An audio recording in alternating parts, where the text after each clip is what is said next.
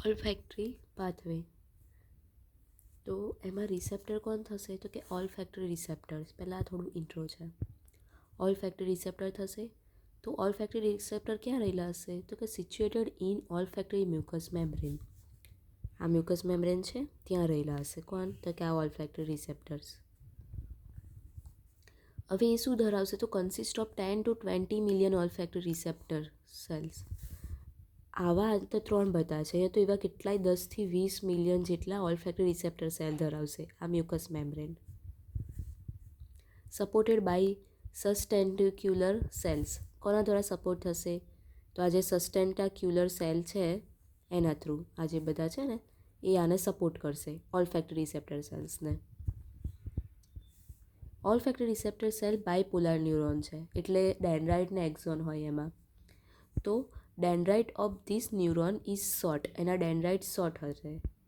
And it has end expanded. એનું end જે છે એ એક્સપાન્ડેડ હશે. એના જ એન્ડને શું કહેવાશે? Olfactory road. આયરો જો આ એનો એન્ડ છે, આ એના ડેન્ડ્રાઇટ્સ, આ એનું એક્ઝોન. તો આ એક્ઝોન એ બહુ એક્સપાન્ડેડ છે, એને ઓલ્ફેક્ટરી રોડ કહેવાશે. આટલી ખબર પડી કે ઓલ્ફેક્ટરી રિસેપ્ટર છે એ મ્યુકસ મેમ્બ્રેનમાં રહેલા હોય, ત્યાં 10 to 20 મિલિયન જેટલા રહેલા હોય. એને સપોર્ટ કોણ કરશે? તો કે આ સસ્ટેન્ટાક્યુલર સેલ. હવે આ બાયપોલાર ન્યુરોન છે, એટલે કે એને ડેન્ડ્રાઇટ ને એક્ઝોન હોય. તો એનું ડેન્ડ્રાઇટ શોર્ટ છે, એક્ઝોન એક્સપાન્ડેડ છે, અને એન્ડને ઓલ્ફેક્ટરી રોડ કહેવાય. હવે આપણે પાથવે જોઈએ. તો પાથવેમાં શું કીધું કે axon of bipolar olfactory receptors એ શું કરશે? તો piers the cribriform plate of ઇથમોઇડ બોન. આવી ગયા આપણા ઓલ્ફેક્ટરી રિસેપ્ટર. એ શું કરશે? તો કે pierce the cribriform plate of the ethmoid bone. આ બધી ઇથમોઇડ બોનની ક્રિબ્રિફોર્મ પ્લેટ છે. પિયર્સ એટલે કે એને પાર કરીને અથવા તો છેદીને, એટલે એને આમ ક્રોસ કરીને એ જશે શામાં? તો કે આ છે આખું ઓલ્ફેક્ટરી બલ્બ. આ ઓલ્ફેક્ટરી બલ્બ છે એમાં જશે. તો અહીં લખ્યું કે પિયર્સ ધ એ અને reach the olfactory bulb. Olfactory બલ્બમાં પહોંચશે. પછી શું કરશે? હિયર એટલે કે હિયર એટલે ઓલ્ફેક્ટરી બલ્બમાં axon synapse with the dendrites of mitral cell. અહીંયા માઇટ્રલ સેલ છે ને એના એક્ઝોન સાથે આનું ડેન્ડ્રાઇટ્સ છે ને એ સાઇનેપ જોડાઈ જશે. કોનું? તો કે ઓલ્ફેક્ટરી સેલનું. એનું ડેન્ડ્રાઇટ્સ, માઇટ્રલ સેલનું એક્ઝોન એ એની સાથે જોડાશે. સોરી, આ જે ઓલ્ફેક્ટરી રિસેપ્ટર છે ને એનું એક્ઝોન, કેમ કે અહીંયા તો છેડો આવશે, તો એનું એક્ઝોન માઇટ્રલ સેલના ડેન્ડ્રાઇટ સાથે જોડાશે. બરાબર? પછી શું કીધું કે different group of synapse from globular structure call olfactory glomeruli. આવા સ્ટ્રક્ચર કેટલાય ગ્રુપ ભેગા થઈને બનાવશે ઓલ્ફેક્ટરી ગ્લોમેરુલસ. ડન? પછી શું કીધું કે axon of mitral cell leave the olfactory bulb form olfactory track.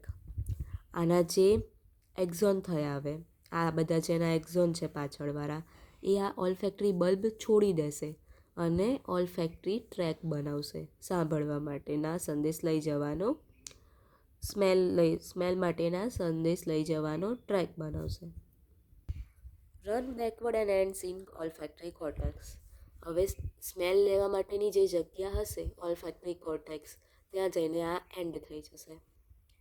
તો પહેલાં એનું થોડું ઇન્ટ્રો લખી દેવાનું કે ક્યાં રહેલા હોય છે, કોની જોડ દ્વારા સપોર્ટેડ હોય છે, અને એનો પાથવે બતાવી દેવાનો છે. આમાં ફર્સ્ટ ઓર્ડર ન્યુરોન, સેકન્ડ એવું નથી. તો એકવાર ફરી રિવાઇઝ કરાવી દઉં કે ઓલ્ફેક્ટરી રિસેપ્ટર હોય આમાં. બરાબર? ક્યાં રહેલા હોય? તો કે મ્યુકસ મેમ્બ્રેનમાં. મ્યુકસ મેમ્બ્રેનમાં 10 થી 20 મિલિયન જેટલા રહેલા હોય. અને આ ઓલ્ફેક્ટરી રિસેપ્ટર કોના દ્વારા સપોર્ટ થાય? તો કે સસ્ટેન્ટાક્યુલર સેલ દ્વારા. બરાબર? હવે આ ઓલ્ફેક્ટરી રિસેપ્ટર બાયપોલર ન્યુરોન છે, એટલે કે એને એક્ઝોન અને ડેન્ડ્રાઇટ્સ હોય. તો એનું ડેન્ડ્રાઇટ્સ નાનું છે, એક્ઝોન એનું એક્સપાન્ડેડ છે, અને ઓલ્ફેક્ટરી રોડ કહેવાય. હવે પાથવે ચાલુ થશે. તો આપણા રિસેપ્ટર કોણ થયા? Olfactory receptor. એ શું કરશે? તો કે ક્રિબ્રિફોર્મ પ્લેટ ઓફ ઇથમોઇડ બોનને પિયર્સ કરીને, એટલે કે એમને ક્રોસ કરીને ઓલ્ફેક્ટરી બલ્બમાં પહોંચી જશે. હવે ઓલ્ફેક્ટરી બલ્બમાં પહોંચ્યા પછી આનું જે એક્ઝોન છે એ માઇટ્રલ સેલના ડેન્ડ્રાઇટ સાથે કનેક્ટ થશે. અને કનેક્ટ થશે અને આવા બધા બહુ જ ડિફરન્ટ ગ્રુપ આવા ભેગા થઈને બનાવશે ઓલ્ફેક્ટરી ગ્લોમેરુલસ. આ ઓલ્ફેક્ટરી ગ્લોમેરુલાઈ થઈ. હવે માઇટ્રલ સેલના એક્ઝોન એ આ જે ઓલ ફેક્ટરી છે એ ઓલ ફેક્ટરીનું બલ્બ છે એ છોડી દેશે અને શું બનાવશે? All factory track.